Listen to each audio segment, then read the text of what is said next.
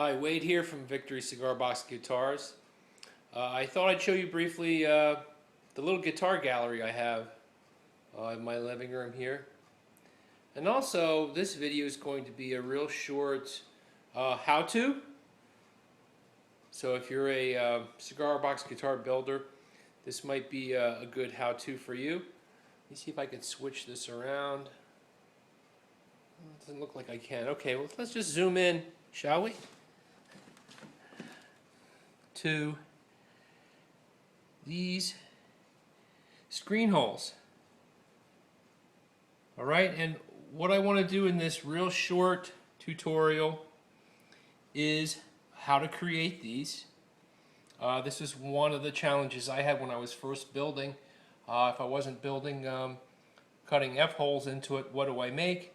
I prefer a more finished look like this.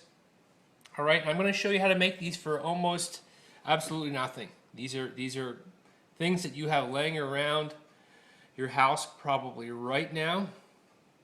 You have a chance to recycle. And also, unlike the sink strainers and grommets and some other things that you might be using, these can be found and created in several different sizes. Alright, so that's what I have for you today. So we're going to head down to the shop and I'm going to show you exactly how to make them. Alright, so we're down in my basement, and before I show you how I make these, here's just a pile of them. I highly advise any of you who have climate conditions like we do here in the Northeast where it's hot and cold, if you can find a little corner in your basement, I know it's not easy for everyone, but it's well worth the effort to find a nice cool spot. It's about 92 or 93 degrees right now, and it's 7 o'clock at night. Alright, so anyway, here's a bunch of sound hole covers that I made, and it's not even, the materials, it's not even enough to even say that, I had to really pay anything for these. Alright, so you ready for me to show you how I make them? Alright, here's what I use. Alright, any sort of plastic container, Gatorade bottles work great, water bottles for the smaller ones. And what I'm doing, and this is sort of how I discovered it, I noticed that, I don't know if you can see this, these bottles have a nice flange on them. And after hacking and chopping apart a few of them, I realized that it was pretty easy to make one of these. Alright, and so I'll show you how I cut them. This is kind of what the raw piece looks like before I put the screening material in it. Alright, and basically what I'm doing is keeping the flange, of course, leaving about an 1/8 or 1/4 of an inch below, and that's the area that actually snaps into the cigar box. Alright, and then I try to cut this flush with the top, but it also looks kind of cool if you leave just a little bit of a ridge. So I'm going to try to do this with one hand taping and one hand cutting on the bandsaw. This could be pretty entertaining. Or I've cut quite a few of these with a hacksaw blade. If you've never used a hacksaw blade for different things, this is a great DIY tool. What many times I'll do is take a hacksaw that's worn out, and what happens is the middle gets worn out, the ends are still nice and sharp. So this is sort of an idea I stole off of Red Dog, John McNair. And, you can snap this off, duct tape a piece of scrap wood, and you got a really nice, stiff tool to cut material. This actually also works really well for cutting openings in cigar boxes. Alright, because they are rigid. I don't use my flexible coping saw anymore to cut cigar boxes because this goes all over the place. I mean, it will work, but this actually has a much finer tooth, really gets the job done. Alright, so you choose. I've even cut these with steak knives, so whatever you got laying around. But I'm going to do my best to cut over on the bandsaw. And also, by the way, I keep the lid on. That keeps the plastic from collapsing, keeps it a little more stiff. I guess you could also probably take the lid off and maybe put a wooden dowel or shove something inside of there to keep it from collapsing while you're cutting it. All right, we're going to head over to the bandsaw. You're also going to notice that I'm going to be cutting at a slight angle because of the way the blade takes the material.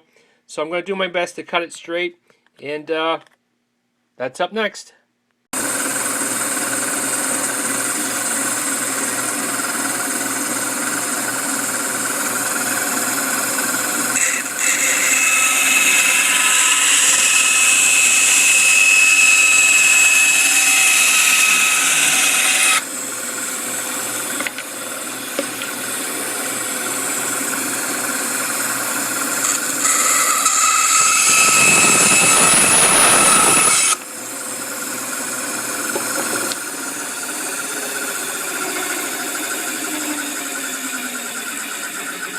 I'm going to wait till that bandsaw comes to a complete stop before I grab it. All right, and I got maybe I think I got a C maybe on this one. You can see that there's still some material left over. But what that can be done is we can easily cut that off with a pocket knife. And also what I like to do, if you notice it kind of melted the plastic, what I usually do is I do these, bulk at a time. But while this plastic is still soft, you could take a pocket knife and trim all that excess soft plastic away. You can even take a razor blade and kind of soften and burnish the edges. All right? And then you're ready for finishing. So that's up next. Okay, so we're back at the workbench. All right, my piece is cleaned up. They can also be lightly sanded. It's really your preference whether you want to paint them first or not. I use screen wire for the the covers. So what I usually do is I will paint them first and then add the screening. Unless I'm painting the entire screen a certain color. These kind of made them look aged. I painted them silver and I just kind of spritzed rusty reddish brown over the top and painted the whole thing, so kind of add a rustic look to it. Okay, so now here's my secret to adding the screening. All right, typically what I did in the past is I would just get some hot glue or some rubber super glue or something like that and kind of goop it on. All right, and attach it on there and cross my fingers and hopefully it doesn't fall apart.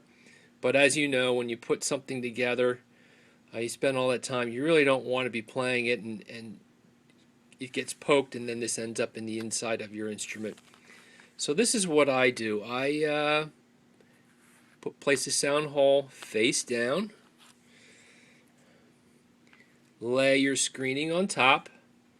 All right, and bear with me, I'm doing this one-handed here. I don't have a very good holder here for my iPhone. And then I find a dowel or a broomstick. I always find these alongside the road on garbage night. And you want one that's just slightly smaller than your opening. Okay, and then you just lay that on top. Gently press. There we go. The broomstick through and gradually bend a ring. All right. You see how nice that looks? It's really professional looking. And then all I do is I trim these, and then once you trim them, or you can pull it out and trim it. This way, you have a lot of area, a lot of surface area to glue this. All right, so it's a much more stable way of doing sound holes. And like I said, the beauty of these is look at all the sizes. All right, and you can't really, I mean, they're a lot like cigar boxes. They're almost disposable. So if you screw them up like the one I did, I might not even save that one if it takes too long to clean it up. All right, just keep trying and coming up with different variations. All right, and like I said, the flexibility of having different sizes is a plus also. All right, this size in particular, I think it's a 7/16. I don't know why this works.